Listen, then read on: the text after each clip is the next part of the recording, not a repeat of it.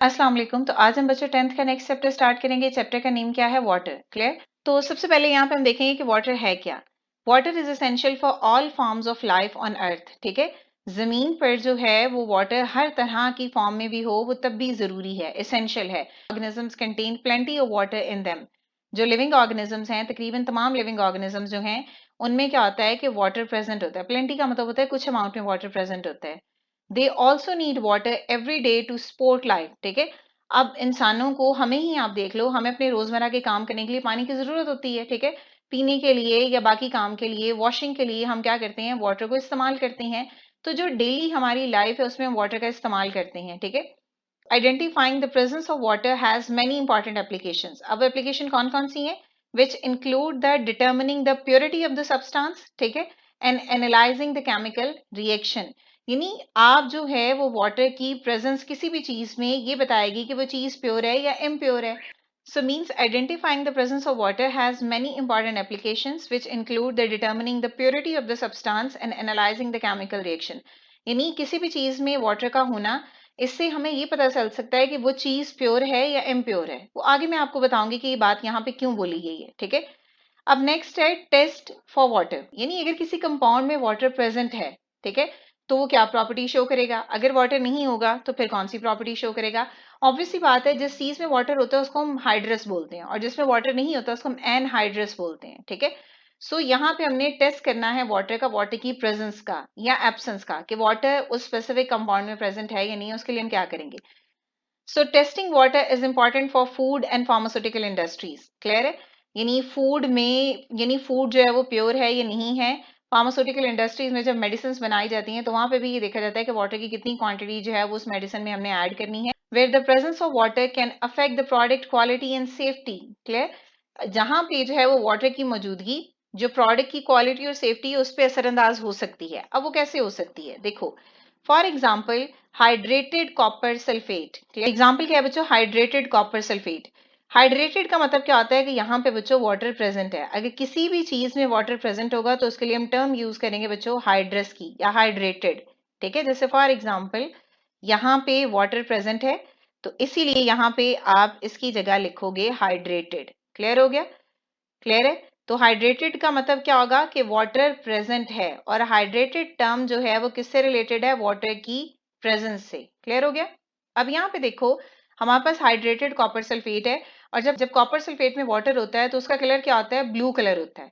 Clear? अगर आपको ये बताया जाए कि ये कॉपर सल्फेट है, बताएं ये हाइड्रस है या एनहाइड्रस है, अगर तो वो ब्लू कलर का होगा मीन्स उसमें पानी प्रेजेंट है। Clear? So is a blue in colour but when it is heated, जब आप उसको हीट करोगे, देखो यहाँ पे लिखा हुआ है कॉपर सल्फेट 5H2O। यानी डॉट 5H2O का मतलब क्या है कि कॉपर सल्फेट में 5 वाटर के मॉलिक्यूल यहाँ पे ऐड हैं। क्लियर? अब जब इसको हीट करोगे तो हीट करने से वाटर क्या होगा बच्चों? एवेपोरेट हो जाएगा। When it is heated, it loses water molecules to become an anhydrous copper sulfate. जब आप इसको हीट करोगे तो वाटर वहां से रिमूव होगा। अब आपके पास जो कॉपर सल्फेट आएगा बच्चों वो क्या होगा? वो होगा एनहाइड्रस कॉपर सल्फेट। क्लियर? यानी जब आपने हीट किया कॉपर सल्फेट को, पानी वहां से निकल गया, अब जो आपके पास कॉपर सल्फेट होगा वो एनहाइड्रस होगा। एनहाइड्रस का मतलब जिसमें पानी नहीं है। जब पानी वहां से निकल जाएगा तो पहले उसका कलर क्या था बच्चों? ब्लू। अब जब वाटर था तो तब उसका कलर क्या था? ब्लू। अब ऑब्वियस सी बात है, जब बीच में से वाटर निकलेगा तो कलर भी चेंज होगा ना। तो जब आप हीट करोगे कॉपर सल्फेट में से वाटर निकल जाएगा और कॉपर सल्फेट सिर्फ CuSO4 ही रह जाएगा। ये जो 5H2O के मॉलिक्यूल्स हैं ये वहां से निकल जाएंगे। Clear? So when it is heated, it loses water molecules to become anhydrous copper sulfate. Clear? Anhydrous copper sulfate mean water वहां नहीं होगा। अब इस केस में कलर क्या होगा इसका? व्हाइट। तो फॉर एग्जाम्पल अगर आपको एक टेस्ट ट्यूब में कॉपर सल्फेट दिया हुआ है, अगर वो कॉपर सल्फेट का कलर जो है वो ब्लू है तो इट मीन्स दैट ये हाइड्रेटेड है, और अगर वो व्हाइट है तो मीन्स वो एनहाइड्रस है, यानी पानी नहीं है। अब आपके पास क्या है बच्चों? ये जैसे जैसे देखो यहाँ पे डायग्राम बनी हुई है, ये जिस पूरे में ना कॉपर सल्फेट पहले व्हाइट था। क्लियर? हमने कहा कि ये जो कॉपर सल्फेट व्हाइट कलर का है ये एनहाइड्रस है, पानी इसमें नहीं है। अब हम क्या करेंगे? एक ड्रॉप जो है वो पानी के इसमें ऐड करेंगे।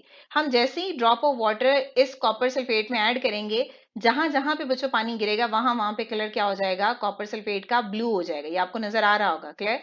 तो मीन्स यहाँ पे वाटर ऐड हुआ है। ठीक है, जब वाटर ऐड हुआ है तो वह एनहाइड्रस से फिर हाइड्रस हो गया। क्लियर? तो ये बात यहाँ लिखी है, अ drop of a water on anhydrous sample. Clear? अगर आप ऐसे कॉपर सल्फेट में जो एनहाइड्रस है, जिसमें पानी नहीं है, उसमें आप ड्रॉप ऑफ वाटर ऐड करोगे तो वो एनहाइड्रस कन्वर्ट हो जाएगा वापस से हाइड्रस में। क्लियर? वापस से पानी वाले कॉपर सल्फेट में। So a drop of a water on anhydrous sample of a copper sulphate change its colour from white to blue. Clear? Blue का मतलब क्या होगा कि इसमें पानी है, और व्हाइट का मतलब क्या होगा कि इसमें पानी नहीं है। ठीक है? अब फॉर एग्जाम्पल बच्चों, ये हमारे पास है कॉपर सल्फेट जिसका कलर है व्हाइट। ठीक है? आपने इसमें क्या किया है, पानी ऐड किया है। देखो यहाँ पे प्लस है, प्लस का मतलब कि इसमें आप पानी ऐड कर रहे हो।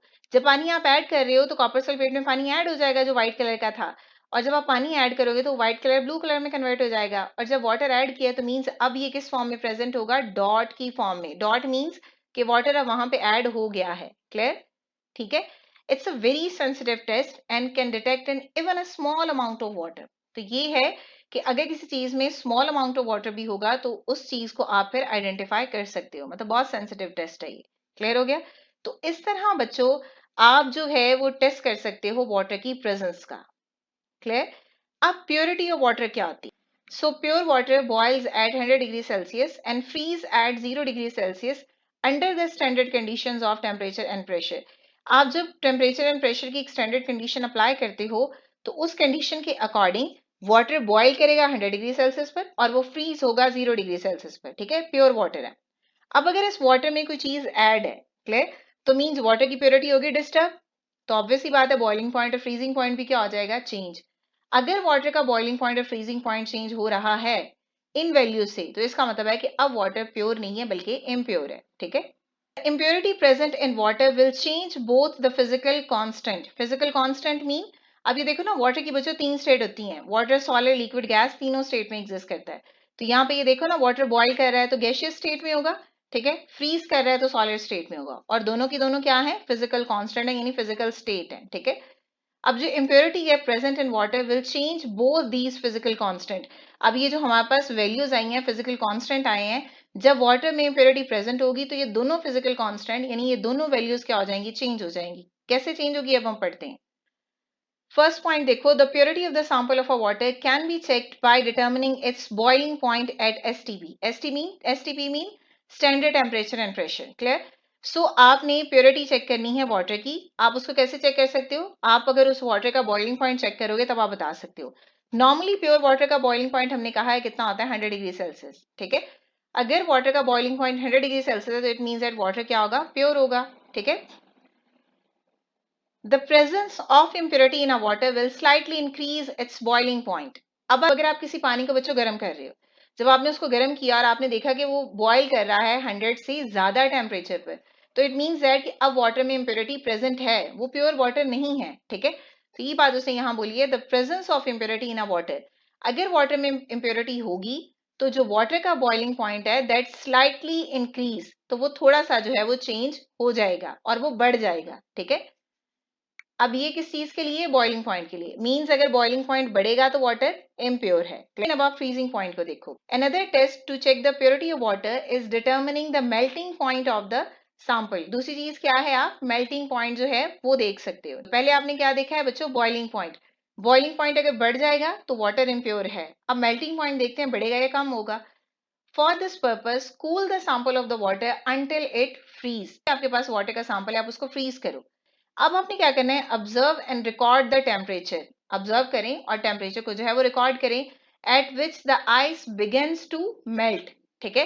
यानी आइस जो है वो कब मेल्ट होना शुरू हो जाती है, if it's melting point is 0 degree Celsius it is a pure water.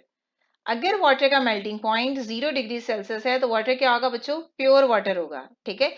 But अगर मेल्टिंग पॉइंट 0 डिग्री सेल्सियस से कम है, बिलो है, कम है, तो मींस कि वाटर में अब क्या प्रेजेंट है, इम्प्योरिटी प्रेजेंट है। क्लियर? तो बॉइलिंग पॉइंट बढ़ेगा और मेल्टिंग पॉइंट क्या होगा बच्चों, कम होगा। So the impurity present in a water raises the boiling point but lower the melting point. Boiling point क्या होगा, बढ़ जाएगा, और मेल्टिंग पॉइंट क्या होगा, कम हो जाएगा। Both these constant are specific to a standard condition। दोनों के दोनों जो है वो स्टैंडर्ड कंडीशन पे क्या होते हैं, स्पेसिफिक होते हैं। At high altitude and a low pressure the values will change, because आप प्रेशर चेंज कर रहे हो। मैंने बार बार ऊपर बात बोली है, एट एसटीपी स्टैंडर्ड कंडीशन पे, यानी जब वाटर बॉयल होता है 100 डिग्री सेल्सियस पे तो वो एक स्टैंडर्ड कंडीशन पे होगा। ठीक है? अब इसी तरह जो मेल्टिंग पॉइंट है वो भी स्टैंडर्ड कंडीशन पे होगा। जब ऑब्वियस सी बात है आप प्रेशर चेंज कर देते हो, अल्टीट्यूड में जब आप हाइट पे जाते हो तो प्रेशर क्या हो जाता है, लोअर हो जाता है, चेंज हो जाता है। जब प्रेशर कम हो जाएगा तो फिर बॉइलिंग पॉइंट भी क्या होगा, कम होगा। और याद करो हमने पढ़ा हुआ है कि जो बॉइलिंग पॉइंट होता है वाटर का एट मरी वो 98 डिग्री सेल्सियस होता है, ठीक है। बिकॉज हाइट पे जाके प्रेशर क्या हो जाता है, कम हो जाता है। जब प्रेशर कम होगा तो बॉइलिंग पॉइंट भी क्या हो जाएगा, कम हो जाएगा, ठीक है। अब आप एक क्विक चेक देखो, how the impurity of the water can be checked by determining its freezing point, clear। तो कैसे आप चेक कर सकते हो, ये हमने पढ़ा। अगर आप किसी भी वाटर के सैंपल को जो है वो फ्रीज करते हो, अगर उसका फ्रीजिंग पॉइंट बिलो हो 0 डिग्री सेल्सियस, यानी 0 डिग्री सेल्सियस से कम हो, तो इट मीन्स दैट वाटर में इम्प्योरिटी प्रेजेंट है, ठीक है। तो इसका आंसर क्या होगा, the purity of the water is checked using the freezing point depression. यानी जो वाटर की प्योरिटी है वो फ्रीजिंग पॉइंट डिप्रेशन से आप चेक कर सकते हैं। यानी फ्रीजिंग पॉइंट अगर कम होगा तो इट मीन्स दैट वाटर क्या है, फिर उसमें इम्प्योरिटी प्रेजेंट है, वाटर प्योर नहीं है। अगर एग्जैक्ट फ्रीजिंग पॉइंट जो है वो 0 डिग्री सेल्सियस होगा तो वाटर क्या होगा, प्योर होगा। और ये स्टैंडर्ड कंडीशन पे हम बात कर रहे हैं, ठीक है। तो ये था बच्चों आज का हमारा टॉपिक। आई होप कि आपको क्लियर हो गया होगा। अगर स्टिल कोई भी क्वेश्चन है तो आप कमेंट कर सकते हैं। नेक्स्ट वीडियो तक के लिए अल्लाह हाफिज।